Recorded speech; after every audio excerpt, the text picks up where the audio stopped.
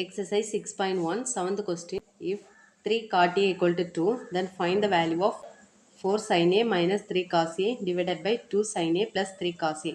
இதில் இந்த வேல்யூ கண்டுபிடிக்கணும். ஃபர்ஸ்ட் கொடுத்துருக்க டேட்டாவை எழுதிக்கலாம். 3 cot A equal to 2.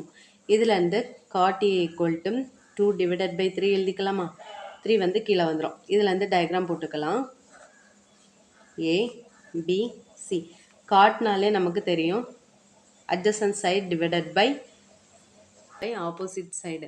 இப்போ பாருங்க டயக்ராமில் adjacent side இது. அப்போ 2 போட்டுக்கலாமா? opposite side இது. அப்போ 3 போட்டுக்கலாம்.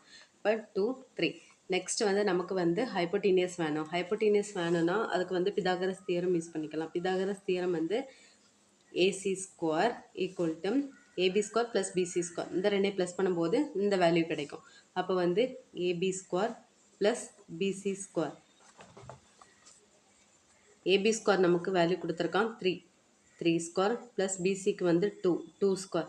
அப்போ 3 ஸ்கொயர் 9 ப்ளஸ் 2 ஸ்கொயர் 4. 9 ப்ளஸ் 4 13. அப்போ √13.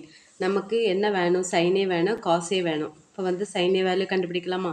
சைனே நமக்கு தெரியும் ஆப்போசிட் சைடு டிவைடட் பை இது √13 போட்டுக்கலாம். Opposite side divided by hypotenuse. Opposite side இது 3 டிவைடட் பை ஹைப்போட்டீனியஸ் √13.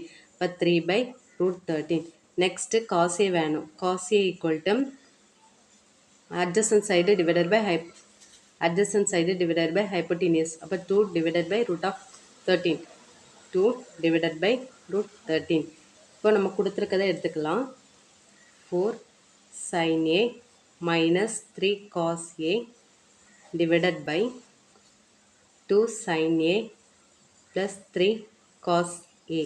இப்போ 4 sin A value 3 by √13 minus 3 into cos A value 2 divided by √13 divided by 2 into sin A value 3 by √13 plus 3 into cos A value 2 by √13.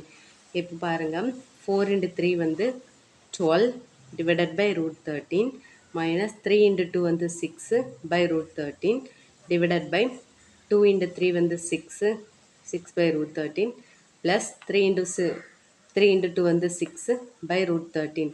இப்போ LCM எடுத்துக்கலாம். √13 காமனாக இருக்குது. √13 12 minus 6 கிடைக்கும். Divided by இங்கே √13 காமனாக இருக்குது.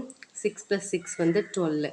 இப்போ √13 கட் பண்ணிடலாமா? மேலே என்ன இருக்குது? 6 இருக்குது, கீழே 12 இருக்குது. 1 into 6 6, 2 into 6 12. இப்போ 1 divided by 2. இதான் ஆன்சர்.